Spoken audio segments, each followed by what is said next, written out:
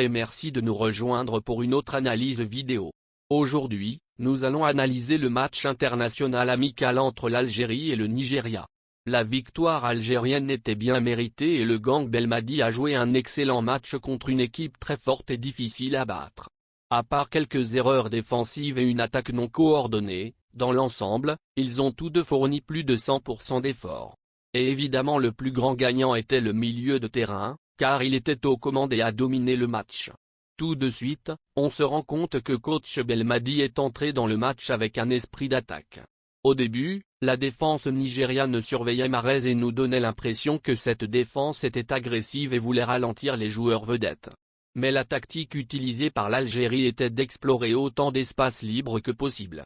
Dans cette première attaque, la défense nigériane a été déboussolée et surprise par la passe rapide et le mouvement rapide des joueurs algériens. Cette première action a commencé dangereusement mais s'est terminée dans les bras du gardien. De l'autre côté, le Nigeria a eu une toute première attaque dangereuse, avec un corner court très bien exécuté.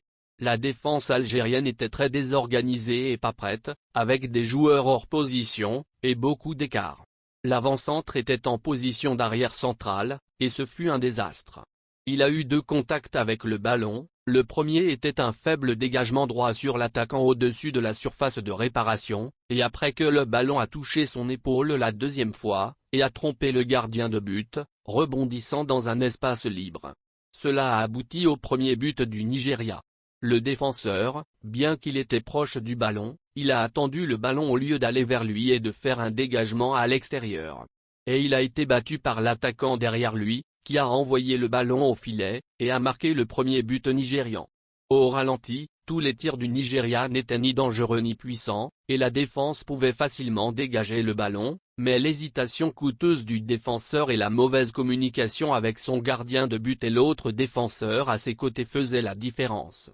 Parlons maintenant du milieu de terrain. Avec cette pression triangulaire, les milieux de terrain ont su récupérer le ballon et faire une transition d'attaque rapide. L'action a été ralentie par un contact de l'avant-centre. Mais Mahrez a réussi à obtenir un corner après son tir.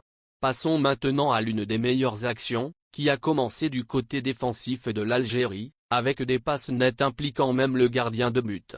La défense et le milieu de terrain étaient très bien connectés avec l'échange de passes précises d'un côté à l'autre du terrain, et le joueur nigérian se tenait debout et regardait sans aucune pression efficace ni interruption des passes. L'attention des joueurs avec la longue passe du milieu de terrain du côté gauche était de viser Mahrez, mais c'était un peu court. Cependant, le défenseur a commis une grave erreur en essayant de renvoyer le ballon à son gardien. Et c'était une chance en or pour l'Algérie. La pénétration de Bilelli et la récupération du ballon étaient correctes jusqu'à ce qu'il plonge au sol à la recherche d'un pénalty inexistant. Son saut par-dessus le gardien de but lui a permis d'avoir de l'effet de levier et de l'espace. Il n'y a pas eu de contact dur, et aucun arbitre ni même le VAR ne récompensera un pénalty dans cette situation. S'il restait sur ses pieds et suivait le ballon dans l'espace vide, il pourrait facilement marquer. D'autre part, Mahrez a tout fait pour marquer, mais son ballon a touché le poteau. Il était dans un angle très fermé, et il devait tenir le ballon quelques secondes et faire une feinte de dribble, car le défenseur glissait à pleine vitesse. Néanmoins, Mahrez a bien tenté sa chance. Si ce n'était pas pour le poteau, il pourrait marquer. Revenons à la défense algérienne, et parlons de l'erreur fatale commise avec une autre passe désastreuse de Mendy au joueur nigérian largement ouvert au milieu de terrain. L'action a commencé par des passes vers l'avant et un tir au but rebondi par le gardien de but, et a abouti à un but refusé en raison d'une position de hors-jeu. Mais en toute honnêteté, il n'y a eu aucun hors-jeu dans aucun des deux incidents, comme l'indique la rediffusion. Dans le premier, le défenseur algérien devançait l'attaquant nigérian juste à l'intérieur de la surface de réparation, et dans le second, le récupérateur de balle devançait le buteur. Vous connaissez un bon coach par ses gestes et ses déplacements, comme on voit ici Belmadi donner des consignes depuis la ligne de touche. Cette belle longue passe du milieu de terrain vers l'aile droite, visant Bilelli, qui a changé de côté, a débouché sur un coup franc. Bilelli, sans hésitation, a exécuté le coup franc rapidement à un coéquipier ouvert qui a passé une autre belle passe à l'avant-centre dans la surface de réparation, vers un espace libre. Le tir rapide de Slimani est stoppé au deuxième poteau. De son côté Bensebaini, harcelait tout le long de la surface de réparation, et a tenté de mettre le ballon dans le filet, mais son tir était haut car il a été contacté par le défenseur marchant sur son pied, lui causant un déséquilibre, et l'envoyant vers le bas, blessé et tenant son pied. Sous un autre angle, et au ralenti, on voit bien le pied du défenseur enjamber le pied de Bensebaini.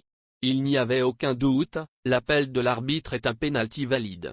Après quelques plaintes de l'équipe nigériane au sujet de l'appel, les choses se sont arrangées, et Mahrez, calmement et habilement, a regardé d'un côté et a mis le ballon de l'autre, envoyant le gardien de but du mauvais côté et ouvrant le score pour l'Algérie. Le pénalty de Mahrez a été bien exécuté et même hypothétiquement parlant, si vous avez deux gardiens de but, il marquerait quand même.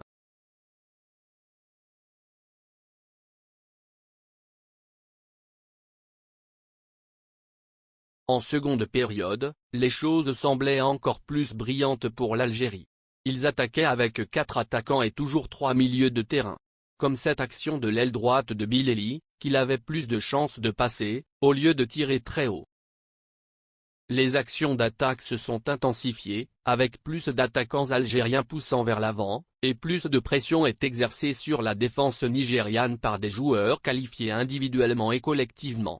L'Algérie déplaçait le ballon d'un côté à l'autre et amenait le ballon dans la surface de réparation, à la recherche de l'avant-centre. Comme cette double action de Slimani, dont la tête n'était pas très loin malgré la pression défensive. Mahrez, avant de lancer le ballon à Slimani, avait d'autres options, comme chercher un tireur extérieur depuis un espace libre, mais son ouverture vers Slimani n'était pas non plus une mauvaise idée.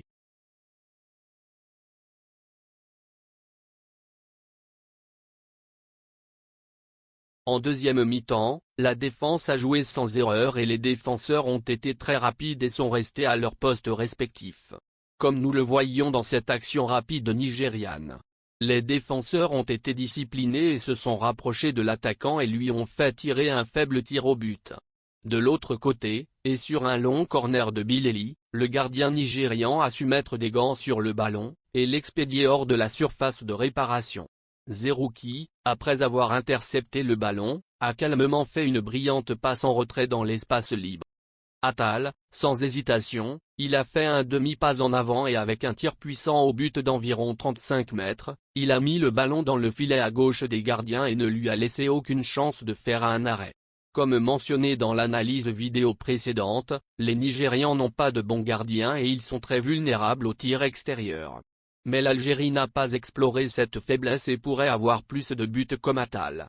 Le but d'Attal était à la 61e minute, et malheureusement l'Algérie après cela, et pour le reste du match, n'a pas eu un seul tir extérieur cadré.